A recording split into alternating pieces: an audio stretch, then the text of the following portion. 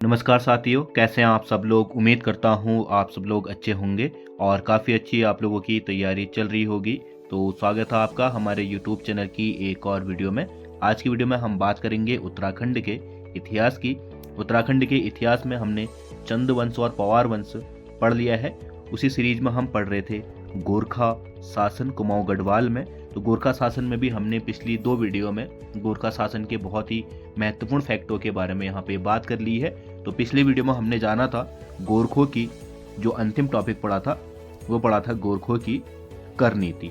ठीक है, तो गोरखों की कर नीति के बाद हम आज बढ़ते हैं गोरखा शासन में आगे को। तो गोरखा शासन में जो आगे हम पढ़ेंगे वह पढ़ेंगे आज उसकी राजस्व व्यवस्था और गोरखा की न्याय व्यवस्था। और उसके बाद जो गोरखों के साथ अंग्रेजों का युद्ध हुआ वहाँ पे उसको पढ़ के इसके बाद 1815 में यहाँ पे ब्रिटिश कुमाऊं गढ़वाल में अंग्रेजों का शासन हो जाएगा। तो पूरा ही जो गोरखा शासन है उसको आज हम कंप्लीट करेंगे। ठीक है, तो इस क्रम में सबसे पहले हम पढ़ते हैं राजस्व व्यवस्था। ठीक है, कि आखिरकार गोरखों की राजस्व व्यवस्था क्या थी। ठीक है, तो इसके में हमने जब सबसे पहले पढ़ा कि इसके शासनकाल में लगान का कोई उचित प्रबंध नहीं था। तो मैंने आपको बताया था पहले भी कि यहाँ पे लगान जो था मनमाने तौर पर था। ठीक है, जो चीज़ अगर उनको लेनी है तो वो किसी भी नाम से ले लेंगे। और मैंने आपको एक कर भी बताया था, जन्या पुच्छ्या कर, यानी कि अगर आप किसी भी कर की पूछताछ करते हैं तो आप पे वो कर और लगा दिया जाएगा। तो शासनकाल में लगान का कोई उचित प्रबंध नहीं था, ये लोग अपने मनमाने ढंग से करते थे। ठीक है, और गोरखों द्वारा सदावर्त भूमि का प्रचलन किया गया। जैसे हमने चंद वंश में पढ़ा गूढ़ भूमि, वैसे ही इन्होंने सदावर्त भूमि का प्रचलन किया था। और इसमें एक था महावीर सिंह थापा जिसने बालेश्वर मंदिर, जो कि कहाँ पे स्थित है, चंपावत में स्थित है, इसका जीर्णोद्धार करवाया था। ठीक है, यानी कि रिपेयरिंग इसकी करवाई थी। और गंगोत्री मंदिर का जो जीर्णोद्धार है वह करवाया था अमर सिंह थापा ने। इंपॉर्टेंट है, पूछ लेगा कि अमर सिंह थापा ने किस मंदिर का जीर्णोद्धार कराया, तो गंगोत्री मंदिर का। ठीक है, फिर इसके बाद हम पढ़ेंगे गोरखों की न्याय व्यवस्था। राजस्व व्यवस्था इतनी है नहीं इनकी कुछ। ठीक है, और इसके बाद जो अगला टॉपिक आता है वह आता है गोरखों की न्याय व्यवस्था। ठीक है, न्याय व्यवस्था भी गोरखों की ऐसी थी, इनका अधिकतर जो ध्यान था वह लूटपाट में और अपना क्षेत्र विस्तारित करने में। और अधिकतर इनके सूबे कहाँ चले जाते थे, हिमाचल प्रदेश पे आक्रमण करने के लिए या फिर ऊपर में तिब्बत को हथियाने के लिए। तो अधिकतर ध्यान इनका क्षेत्र विस्तार पे और लूटपाट में ही लगा रहता था। ठीक है, मैंने बताया था इन्होंने दास मंडी भी शुरू की थी जहाँ पे ये लोगों को बेचते थे। गढ़वाल में जो महिलाएं थी उनका छतों पे आना मना था, क्योंकि ये लोग जबरन उठा लेते थे। ठीक है, कोई दुष्कर्म करके या फिर उसको दास मंडी में बेच देते थे। तो बहुत सारे फैक्ट थे यहाँ पे, लोगों का बाहर निकलना तक मुश्किल हो गया था। बहुत सारे जो लोग थे वह कुमाऊं और उत्तराखंड ही छोड़कर भाग गए थे। ठीक है, तो न्याय व्यवस्था ऐसी कुछ खास थी नहीं इनका। तो न्याय व्यवस्था अप्रत्याशित और अनिश्चित थी, ऐसा कुछ ध्यान इन्होंने दिया नहीं था न्याय व्यवस्था में। मैंने पिछली वीडियो में भी बताया था कि जो न्याय व्यवस्था का प्रमुख था वह कौन था, विचारी नामक अधिकारी। पूछ लेगा कि गोरखा शासन में विचारी नामक अधिकारी का क्या कार्य था, तो ये क्या था, न्याय का प्रमुख था। न्याय व्यवस्था यही देखता था। न्याय व्यवस्था मुख्यतः 2 प्रकार की थी इनकी। एक पहला जो था दीप या दिव्य प्रथा और दूसरा था हरिवंश की पाथी। ठीक है, पहले हम बात कर लेते हैं इनकी दीव या दिव्य प्रथा के बारे में। ठीक है, इसमें ये 4-5 तरीकों से जो है न्याय करते थे। पहला था गोलादीप। गोलादीप होता था, इसमें एक गर्म लोहे की रॉड को जो जिस पे जुल्म का आरोप लगा है आरोपी के क्या कर देंगे, हाथ में दे देते थे गर्म लोहे की छड़ को। अगर उसने उसको कुछ समय के लिए पकड़ लिया और उसका हाथ नहीं जला तो वह क्या होगा, निर्दोष साबित होगा। अगर उसका हाथ जल गया और उसने रोड छोड़ दी तो उसका क्या, वो क्या हो जाएगा, दोषी साबित हो जाएगा और उसे फिर क्या मिलेगा, दंड मिलेगा। सामान्य दंड था, ऐसे फांसी या फिर अगर कुछ बड़ा कर्म कर रखा है तो फांसी या फिर उम्र कैद, ये सब क्या थे, सामान्य थे। ठीक है, कढ़ाई दीप था। कढ़ाई दीप में होता था कि जो कढ़ाई में गरम तेल को उबाला जाता था, फिर उसमें जो आरोपी है उसका हाथ डाला जाता था। अगर उसका हाथ जल गया तो उसको आरोपी, और अगर हाथ नहीं जला तो वह दोष मुक्त हो जाएगा। ठीक है, मैंने अभी बताया था आपको कि ऐसे कुछ व्यवस्था थी नहीं इनकी। मतलब इनकी न्याय व्यवस्था देखोगे तो आपको पागलों जैसा लगेगा, ऐसा कुछ खास है नहीं इन पे। ठीक है, एकदम से पागलों जैसे इन्होंने न्याय व्यवस्था अपनी शुरू की थी। ठीक है, गोलादीप, कड़ाई दीप, फिर था तराजू दीप। तराजू दीप में क्या होता था कि जो व्यक्ति है और उसको एक तराजू में तोला जाएगा। ठीक है, तराजू में तोला जाएगा और उसको किस में बांटा जाएगा, पत्थरों में। ठीक है, शाम के समय पे उन पत्थरों को क्या किया जाएगा, फिर तोल के एक जगह पे इकट्ठा कर दिया जाएगा। ठीक है, और फिर अगली सुबह पुनः इन्हीं पत्थरों को रख के व्यक्ति को तोला जाएगा। अगर उसका वजन बढ़ता है तो वह निर्दोष, और अगर उसका वजन कम हो जाता है तो वह भैया क्या हो गया, दोषी हो गया। अब उसको मिलेगी क्या, सजा। चाहे उसने जो कर्म है वह किया है या नहीं किया है, परंतु दोष सिद्ध ऐसे होगा। कोई ऐसी कोई सीआईडी वाईडी नहीं थी उस समय पे। ठीक है, तो ऐसी ही चीजें थी। तो बहुत जो बेचारे वो भी थे जिन्होंने कुछ गुनाह नहीं भी किया कर रखा है, तो रात भर टेंशन के मारे ही वो पतले हो जाते थे या वेट कम हो जाता था। तो अगले दिन उन्होंने फिर जाना ही जाना है। ठीक है, फिर आता था अगला जलदीप। जलदीप में होता था कि जो आरोपी हैं उनको कहाँ फेंका जाता था, नदी में, अगर उनको तैरना नहीं आता है। अगर वो अधिकतर समय तक तैर गए और बाहर निकल गए तो वह क्या हो जाएगा, आरोप मुक्त हो जाएगा। ठीक है, तीरदीप था। तीरदीप में होता था कि एक व्यक्ति तीर चलाएगा और उसी समय जो जिस पे दोष लगा है, दोषी व्यक्ति का क्या किया जाएगा, मुंह पानी में डाला जाएगा और तीर छोड़ा जाएगा। एक व्यक्ति जाएगा दौड़ के और उस तीर को पकड़ के पुनः जहां से तीर चला रखा है वहां तक उसको लाएगा।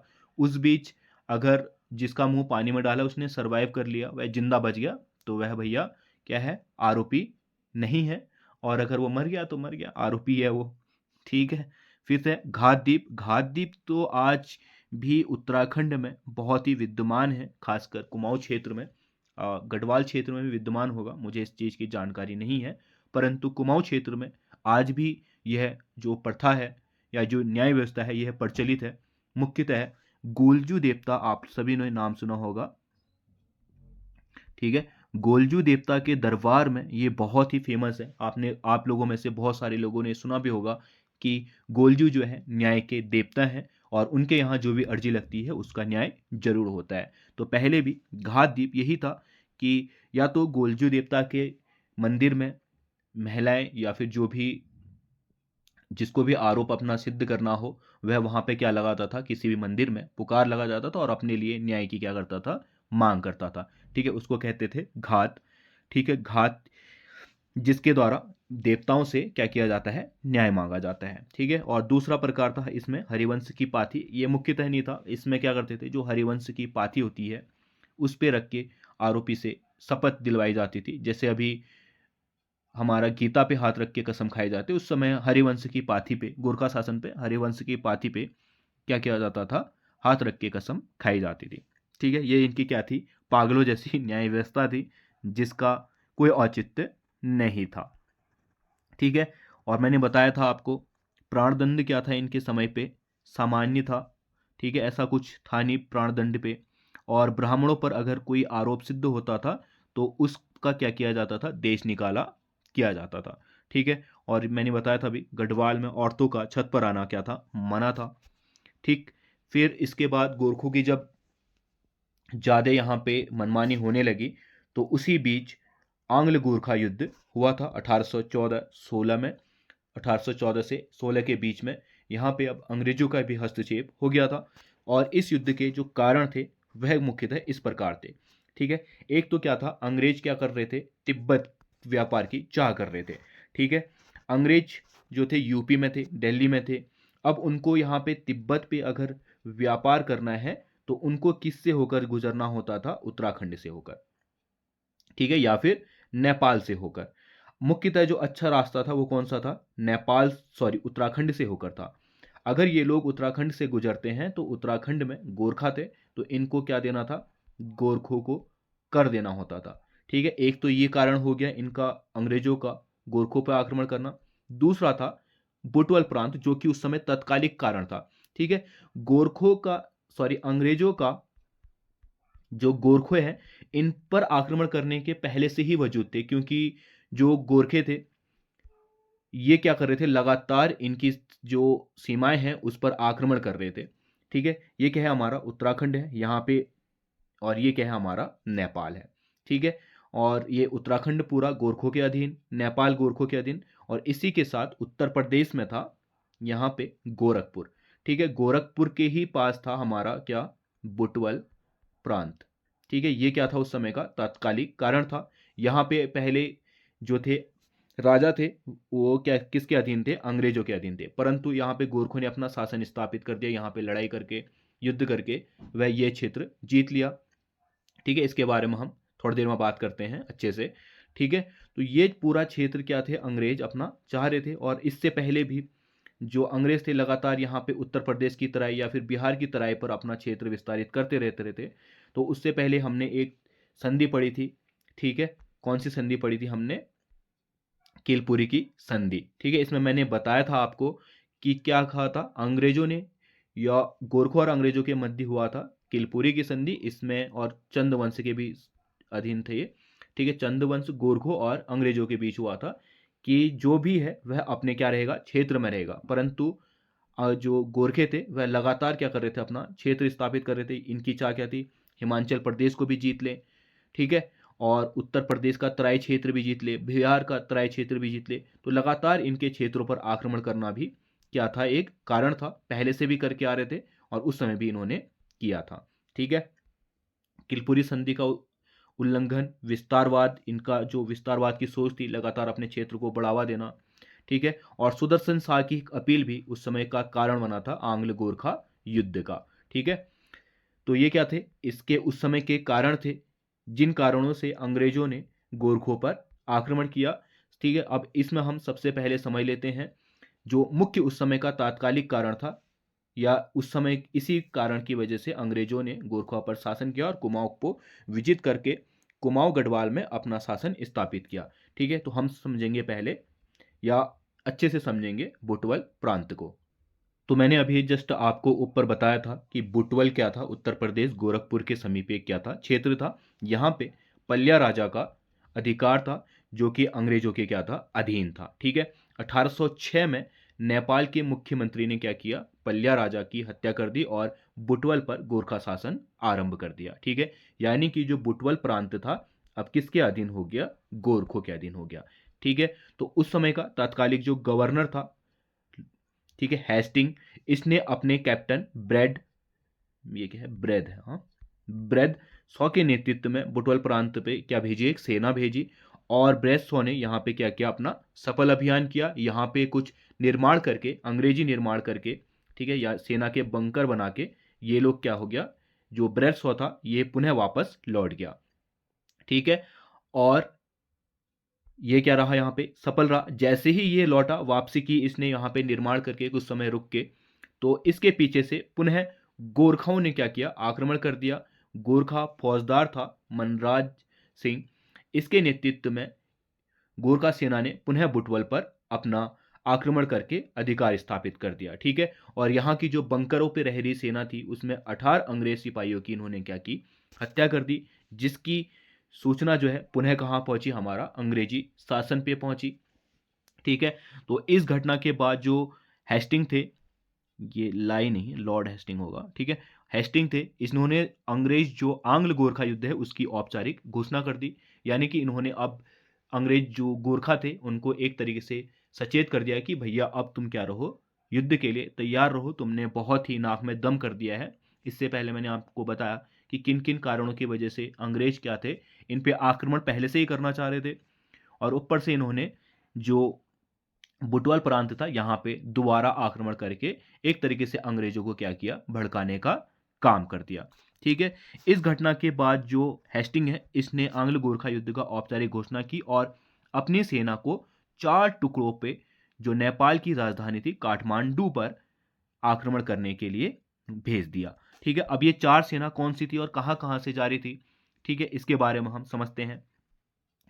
पहली सेना भेजी इसने काठमांडू पर आक्रमण करने के लिए मेजर जनरल मार्ले के नेतृत्व में, जो कि सिक्किम के रास्ते होते हुए गया। ठीक है, नेपाल के जस्ट बगल में क्या है, हमारा सिक्किम है। तो इस रास्ते से कौन सी सेना की? मेजर जनरल मार्ले के नेतृत्व में।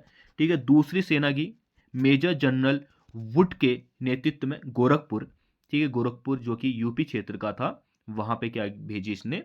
अपनी सेना भेजी, जहां पर वुड क्या हुआ? पराजित हुआ, परंतु पुनः यहाँ पे कौन आया? ब्रैड सॉ आया और उसने यहाँ पे इस क्षेत्र को भी पुनः जीत लिया। ठीक है, जो कि किसके अधीन हो गया था? गोरखों के अधीन हो गया था।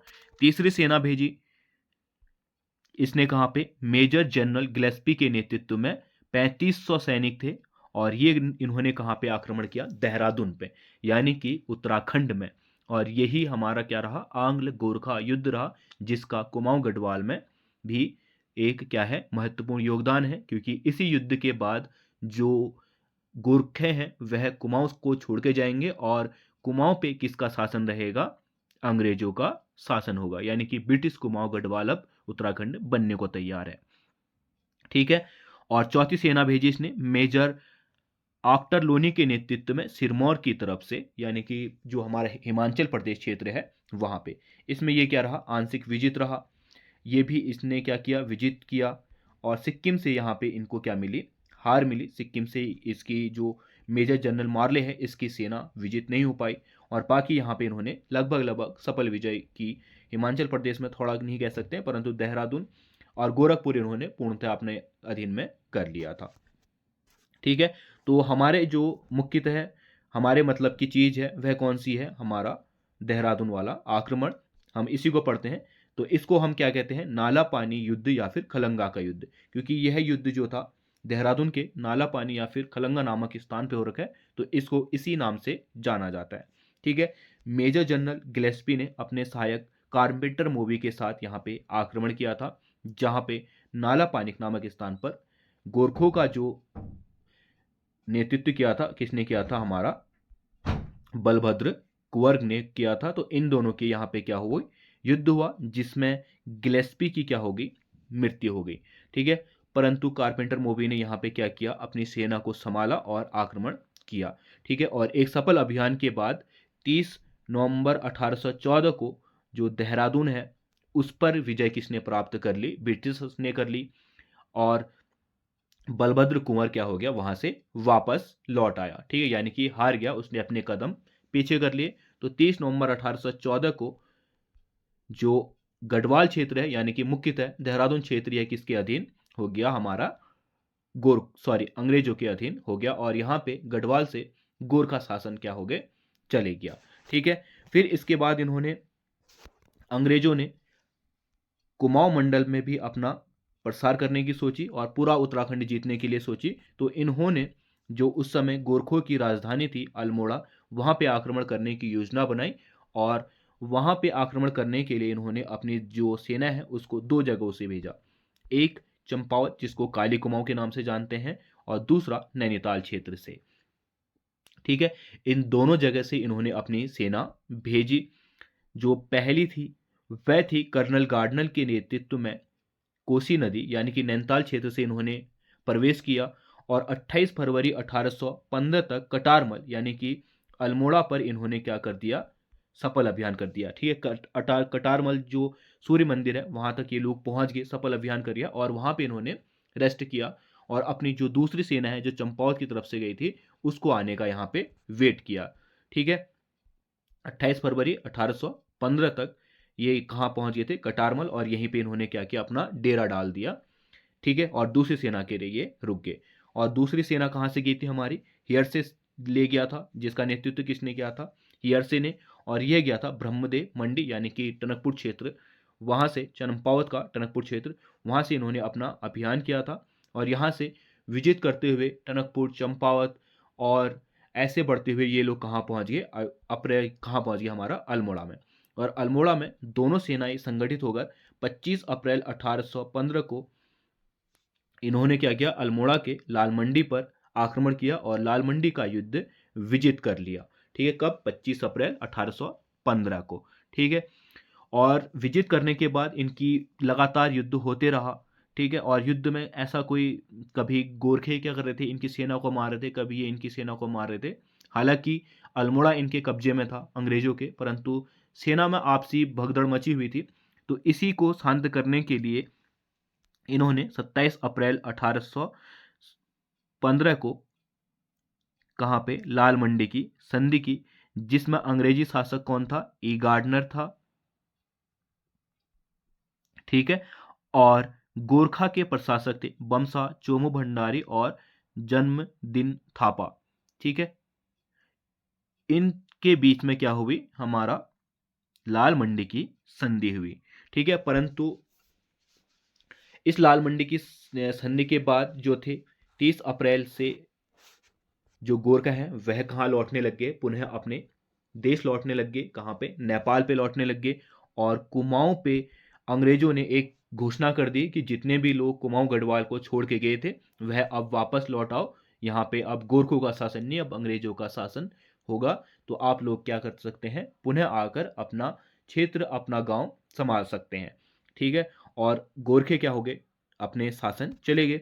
और जब ये लोग अपने दरबार पहुंचे तो वहां पे इन लोगों को क्या किया? जो लाल मंडी की संधि थी इसको मानने से नेपाल दरबार ने मना कर दिया, ठीक है।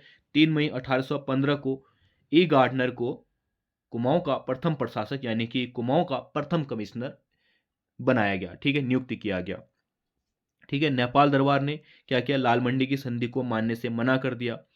और इसमें जो मुख्यतः था वह था थापा दल, ठीक है। थापा दल ने मना कर दिया था, इन्होंने कहा था कि हम लड़ेंगे भाई, ठीक है, और हम अपना हक लेके रहेंगे, हम इस संधि को नहीं मानते हैं। और जैसे ये बात आई और ये बात कहाँ पहुंची? अंग्रेजों तक पहुंची। तो आर्टर लोनी ने क्या किया? अंग्रेजी जो सेना थी उसको तैयार कर दिया और आक्रमण करने के लिए ये क्या हो गए? तैयार हो गए। तो यहाँ पे थापा दल और अंग्रेज दोनों ही शासन क्या हो गए थे? तैयार हो गए थे आपस में आक्रमण के लिए एक बार पुनः। परंतु जैसे ही नेपाल दरबार में ये खबर पहुंची कि अंग्रेजी शासन भी आक्रमण के लिए शुरू हो गया है, आक्रमण की चाह में है, तो इन्होंने, इनका एक राजगुरु था गजराज मिश्र, इसने हस्तक्षेप किया और इसकी सलाह पर 2 दिसंबर 1815 को इसने अंग्रेजों के साथ एक संधि की, जिसको क्या कहते हैं हम? संगोली की संधि कहते हैं। और इस संगोली की संधि को जो नेपाल नरेश थे इन्होंने 4 मार्च 1816 होगा, ये 1916 नहीं, 1816 को इसकी पुष्टि कर दी, ठीक है। यानी कि जो संगोली की संधि थी उस पर अपने क्या कर दिए? हस्ताक्षर कर दिए। और इसी के साथ जो थापा दल था इन्होंने भी इस संधि पे क्या कर लिया? अपना हस्ताक्षर कर लिया, ठीक है। तो 4 मार्च 1816 को एक तरीके से क्या हुई? हमारी संगोली की संधि हुई और कुमाऊं गढ़वाल पे अब किसका शासन हो गया? अंग्रेजों का शासन हो गया, ठीक है। इस तरीके से हम कह सकते हैं कि 1814 में अंग्रेजों ने क्या जीता? गढ़वाल क्षेत्र जीता। और 1815 में कौन सा क्षेत्र जीता? कुमाऊं क्षेत्र जीता। और 3 मई 1815 को कुमाऊं का पहला कमिश्नर किसको बनाया गया? ई गार्डनर को बनाया गया। और ई गार्डनर ने अपना शासन यहाँ से क्या किया? शुरू किया। परंतु जिस समय ये कुछ ही समय रहा, 8 से 9 महीने रहा, और जिस समय गोरखों से युद्ध की बात चल रही थी 1816 में, तो ये कहाँ पे आ गया? अंग्रेजों के साथ युद्ध लड़ने के लिए आ गया। और वहाँ पे हमरा इसका सहायक ट्रेल क्या बना? अगला प्रशासक बना, ठीक है। तो इनके प्रशासकों के बारे में और कुमाऊं कमिश्नरों के बारे में या फिर अंग्रेजी शासन के बारे में उत्तराखंड के हम पढ़ेंगे अगली वीडियो में। हमने यहाँ पे उत्तराखंड में गोरखा शासन को समाप्त कर दिया है, ठीक है। उम्मीद करता हूँ यहाँ तक आपको समझ में आया होगा। अगली वीडियो में हम पढ़ेंगे उत्तराखंड में अंग्रेजी शासन और उसके बारे में हम अच्छे से बात करेंगे। धीरे धीरे उत्तराखंड का इतिहास हम यहाँ पे कवर करेंगे, ठीक है। तो इस वीडियो में इतना ही रखते हैं, हम मिलते हैं अगले वीडियो में, तब तक के लिए बाय।